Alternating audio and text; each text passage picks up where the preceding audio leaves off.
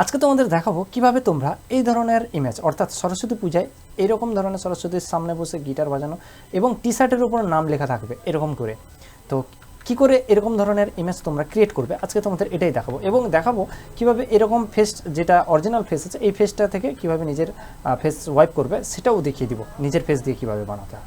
তো বেশি কথা না বললে চলো ভিডিওটা শুরু করা যাক। তো এটা বানানোর জন্য তোমাদের সবার প্রথম যেটা করতে হবে, তোমরা গুগলে গিয়ে সার্চ করবে বিং ইমেজ ক্রিয়েটর, এটা লিখে সার্চ করবে এবং ফার্স্ট যে লিঙ্কটা আসবে বিং ওয়েবসাইটটা সেটাতে জাস্ট ক্লিক করে দিবে।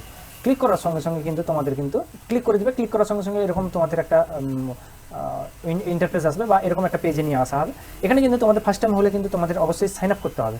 তো আমার এখানে দেখতে পাচ্ছ আমার সাইন আপ করা আছে। তো কীভাবে তোমরা সাইন আপ করবে নিজের মেল আইডি ছাড়া, এটা নিয়ে আমার অলরেডি ভিডিও বানাচ্ছে, সেই নিয়ে আমার ভিডিওগুলো যেগুলো আমি ডিসক্রিপশানে দিয়ে রেখেছি বা আই বাটনেও দিয়ে রাখবো, সেই ভিডিওগুলো অবশ্যই দেখে নেবে।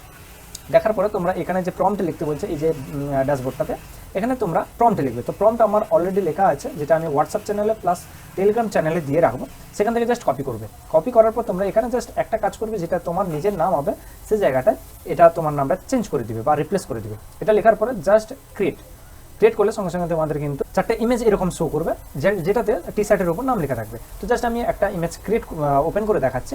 দেখতে পাচ্ছ এরকম একটা 20 বছরের বালক, যেটা এরকম প্রম্পট দিয়েছি বলে এরকম এসছে।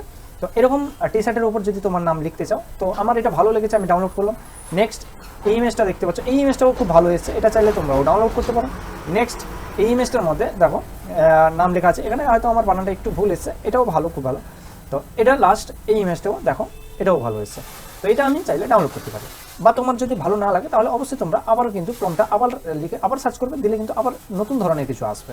তো এবার বলি তোমাদের এই ইমেজগুলো যে নিজের ফেস দিয়ে কিভাবে বানাবে। নিজের ফেস দিয়ে বানানোর জন্য তোমরা সবার প্রথম চলে যাবে রিমেকার.ai, এটাতে চলে আসবে। অফিসিয়াল ওয়েবসাইটে আসার পর তোমাদের কিন্তু ফার্স্ট কিন্তু এই যে সোয়াইপ ফেস এটাতে ক্লিক থাকবে, অর্থাৎ সোয়াইপ ফেস, অর্থাৎ একজনের করতে হলে এই অপশানটাতে ক্লিক থাকবে। আর আগে তোমরা যে আমার আগের ভিডিওগুলো দেখেছো সেগুলোতে যেহেতু ডুয়েট ছিল, সেক্ষেত্রে তোমাদের কিন্তু মাল্টিপল ফেস এই অপশানটা কিন্তু চুজ করতে হতো। আজকে কিন্তু এটা চুজ করবো না, এটা সিঙ্গেলটা চুজ করবো, ঠিক আছে। এখানে আপলোড ইমেজ, এখানে তোমার যে ইমেজটা করতে চাইছো সেই ইমেজটা, অর্থাৎ এডিট করার জন্য যে ইমেজটা, অর্থাৎ আমি চাইছি আমার এই ইমেজটা আমার এখান থেকে তৈরি করবো। তো আমি এখানে এই ইমেজটা সেট করছি। এবার আপলোড সোয়াইপ ইমেজ, যে ইমেজটা তুমি সোয়াইপ করতে চাইছো, অর্থাৎ নিজের যে ফেসটা, সেই ফেসটা এখানে লোড করবে। তো আমি নিজের ফেসটা এখানে দিয়ে দিচ্ছি, জাস্ট সোয়াইপ।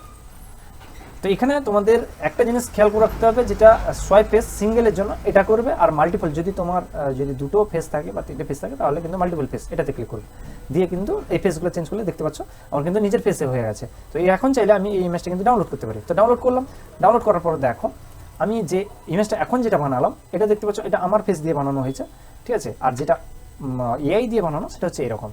দুটোর মধ্যে ডিফারেন্সটা দেখো, এটা হচ্ছে এআই দিয়ে বানানো এবং এটা হচ্ছে নিজের ফেস দিয়ে, ঠিক আছে। তো এরকম করে তোমরা কিন্তু নিজের ফেস দিয়ে এরকম ফটো কিন্তু বানিয়ে নিতে পারবে। তো এই ছিল আজকের ভিডিও। যদি ভালো লাগে তাহলে অবশ্যই ভিডিওতে লাইক করবে এবং বন্ধু বান্ধবদের সঙ্গে অবশ্যই শেয়ার করবে। তো দেখাচ্ছে অন্য কোনো ভিডিওতে, ততক্ষণের জন্য bye bye, take care, thanks for watching.